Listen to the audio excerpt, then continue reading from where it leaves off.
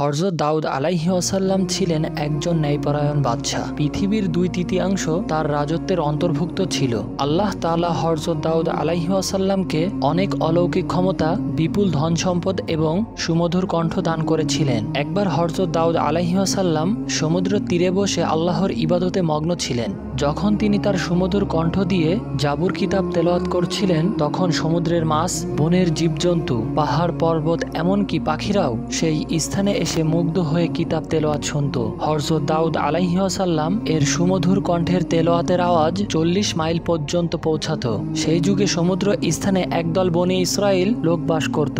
তাদের পেশা ছিল মাছ ধরা। তারা প্রতিদিন সমুদ্র থেকে মাছ ধরে জীবিকা নির্বাহ করত।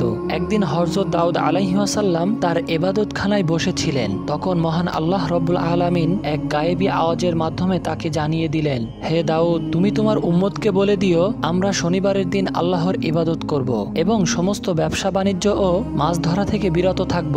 মহান আল্লাহকে ভয় করো এবং আল্লাহর কথা মেনে চলো, তাহলে তোমাদের কল্যাণ হবে। এই কথা বলে হযরত দাউদ আলাইহি ওয়াসাল্লাম সেখান থেকে চলে গেলেন। দেশের অধিকাংশ মানুষ হযরত দাউদ আলাইহি ওয়াসাল্লামের উপদেশ যথাযথভাবে পালন করত, শরীয়তের আইন মেনে চলত এবং দেশের আইনের প্রতি শ্রদ্ধা ছিল।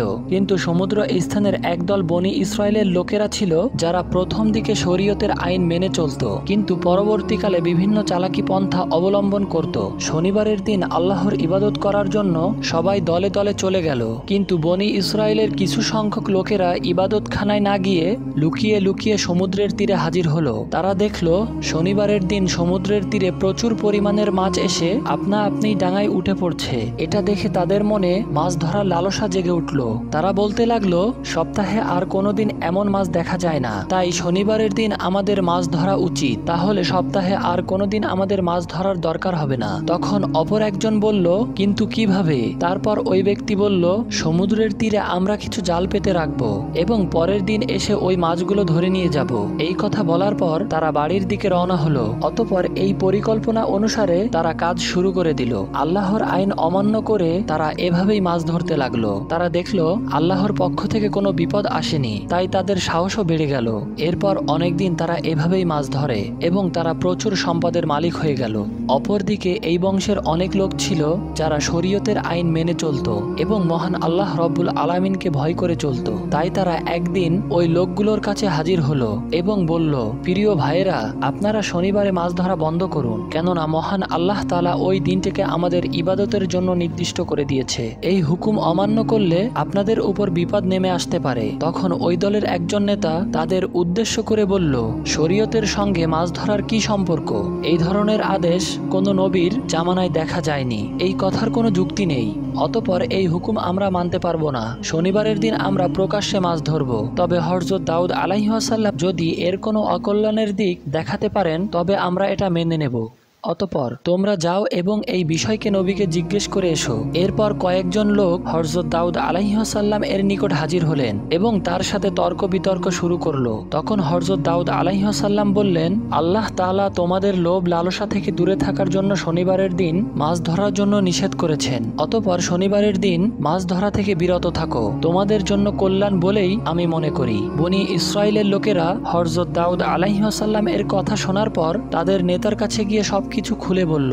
তখন তাদের নেতা বলল, দাউদ নবীর এই কথা মেনে চলা আমাদের পক্ষে সম্ভব হচ্ছে না। অতঃপর আগামী শনিবারে তোমরা মাছ ধরার কাজ চালিয়ে যাবে, ভয় পেও না, কিছুই হবে না।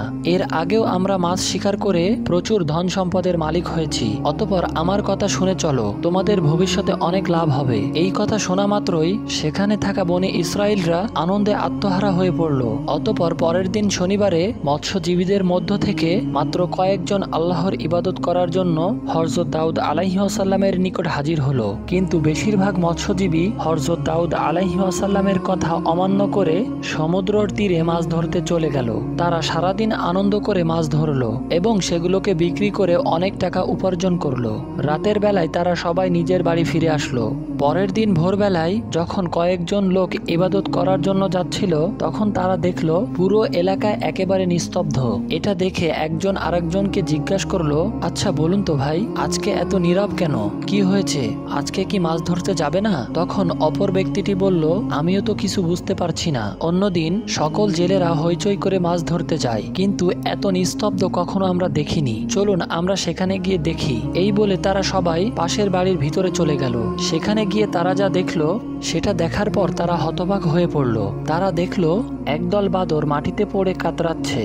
ওই লোকগুলোকে দেখা মাত্রই বাদরগুলো তাদের পায়ের কাছে এসে হাউমাউ করে কাঁদতে শুরু করলো। সেই মুহূর্তে কয়েকজন নারী এসে বলল, গতকাল তাদের মাছ ধরতে বারণ করা হয়েছিল, কিন্তু তারা লোভ লালসায় পড়ে মাছ ধরতে গিয়েছিল। মহান আল্লাহ রব্বুল আলামিন শনিবারের দিন মাছ ধরা থেকে সবাইকে বিরত থাকতে বলেছিলেন, কিন্তু তারা শোনেনি। মহান আল্লাহ এবং তার নবীর কথা অমান্য করার ফলে তারা সকলেই বানরে রূপান্তরিত হয়েছে।